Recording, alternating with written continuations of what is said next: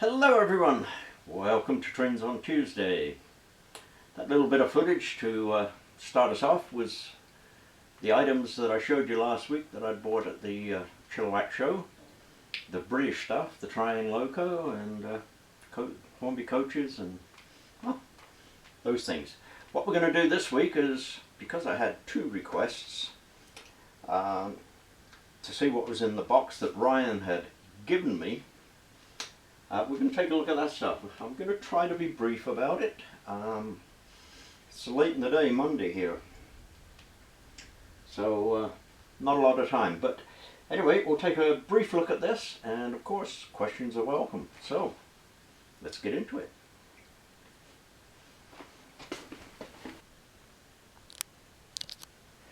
So, in no particular order, here's what I got from Ryan. I got a bag full of building parts and pieces, walls, fences, roofs, all sorts of bits. Things like this, covered in glue, bit of a mess, and parts missing. But I've already put together, out of all this stuff, a little farm building. Haven't got the roof fitted to it. I'm not going to fit the roof to it, it's just going to clip on. Anyway, it's underway. There'll be some more work to do on that. Now, also in the box were 4 boxcars. These are 40-foot boxcars, and we don't see 40-foot boxcars anymore in the real world. They're long gone. But there were 4 of those right there, and they're in really nice condition. These are good quality cars, and I do have a collection of 40-foot cars that I like to run from time to time with older diesel equipment or even steam equipment in some cases. There was a Triang auto car, busted up. I now have, I think, 5 of these broken up, and looking at them I can possibly make 1 out of the 5. There was a Triang Caboose, and this one is in lovely condition. Lots of dust on the roof, but it's in lovely condition. The chimney's in place, and almost all of the steps. There's 1 step missing, but I've got about 20 of those things, so it won't be too hard to fix at least 1 of them up. I got some logs for the sawmill. I'm going to get those out of the way right now and pull these cars apart, these freight cars, and just show you these little items here. 2 trees, a truck, a tram, and a convertible car. Now, I don't know anything about these. There is not much information in the bottom of these. This one here that I've got in my hand now says 727-6, I think. And that's all there is to it. It's a very old, hard plastic. These things probably date back to the 1950s. Anyway, those were in there. A little word on this one, by the way. If I can get focus on that. Canada, Manitoba, that says. In the 1980s, there was a shortage of grain cars and a surplus of old 40-foot boxcars. So the Canadian government teamed up with the Manitoba government and refurbished a lot of old boxcars for hauling grain.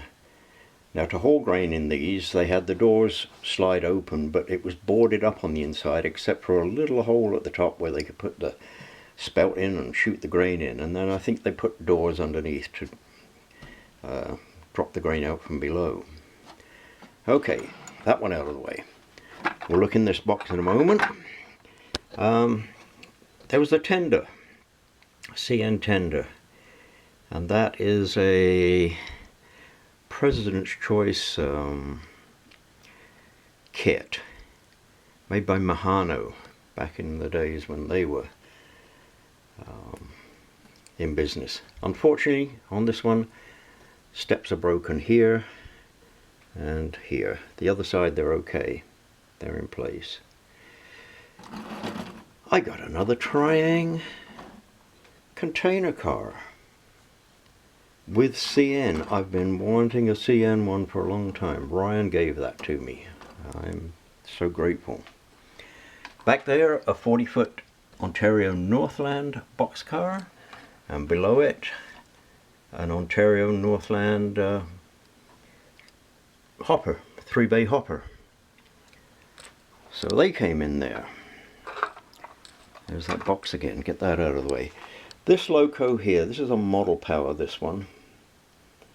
And there's an awful lot wrong with it. The handrails are broken. A lot of the handrails are missing. The cab roof has been lost and it's been replaced with bits and pieces of plastic that don't really match up, but it runs beautifully. So there are some parts there I can use.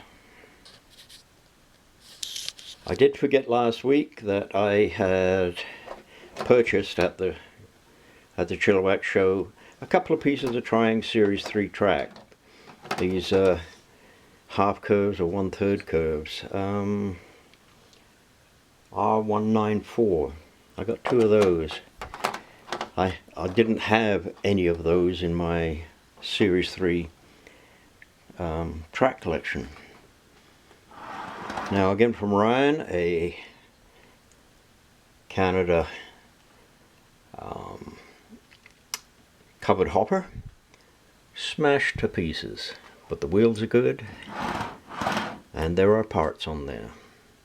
I have another one that's in need of parts. I may be able to make one out of the 2. The other one's a blue one, but not to worry. I got from Ryan the Averill Gold Refining Building. Another nice one.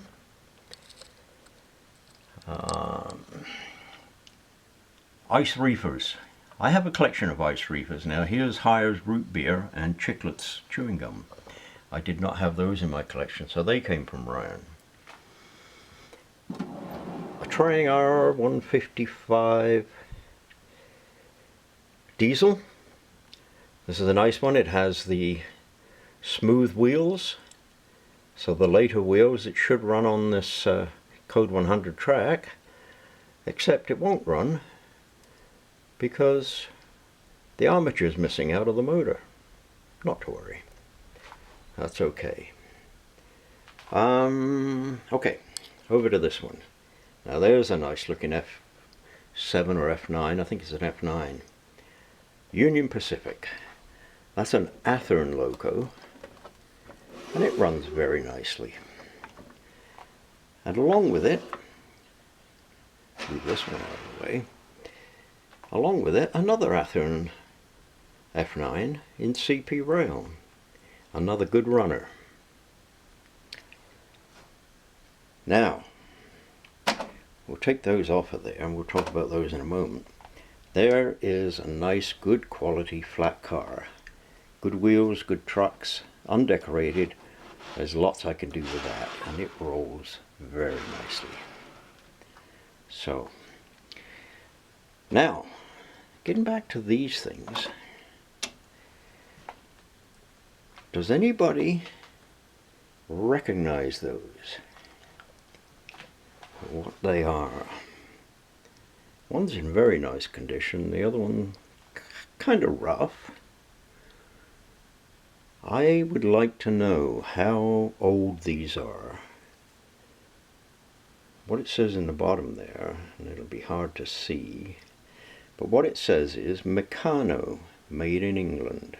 Oh, Meccano Dinky Toys, made in England. So they are really small dinky toys from long ago. Okay, we're almost done with this. A Triang boxcar, 50-foot boxcar. Lots of pieces missing. I've got lots of these with lots of pieces missing, and some of them are missing ladders. This one has 4 ladders. I've got others with broken bogies or trucks. So, good parts. Now, one of the best things that was in there that Ryan gave me were some 50-foot roundhouse boxcars with the yellow doors. Now I think the yellow doors signified either clean lading or newsprint. Anyway, there are 4 of them in there, unbuilt kits. 4 altogether. And that is it for what was in that box. Oh, all except for what's in this box. Let's have a look at this. What have we got here? Well, I'm going to pull one piece out here and we'll take a walk.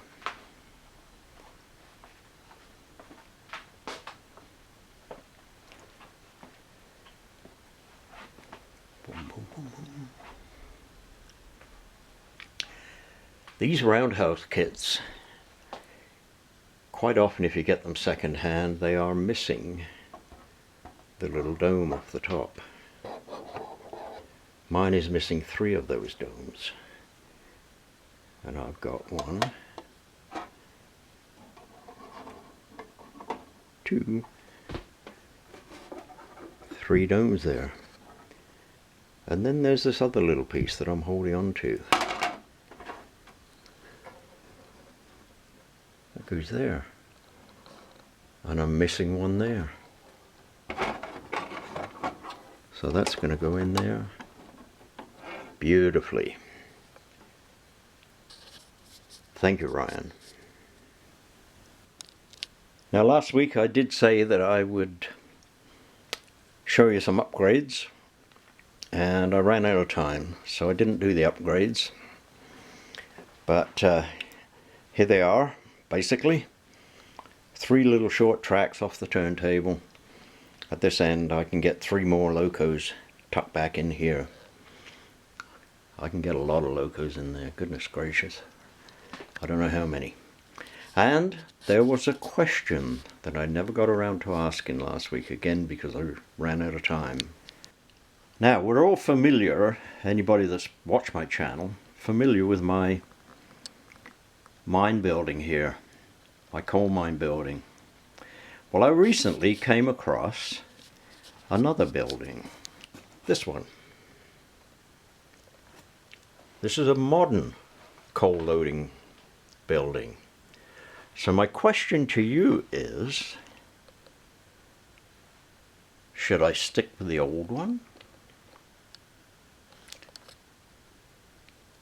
Or should I remove it and properly install the modern one? Please let me know in the comments. Well, we've got one more thing to look at, and that is the GP38 that I showed you last week. I'll show you that running. And that'll be it for this Trains on Tuesday, and we'll see you again whenever I can get another one in.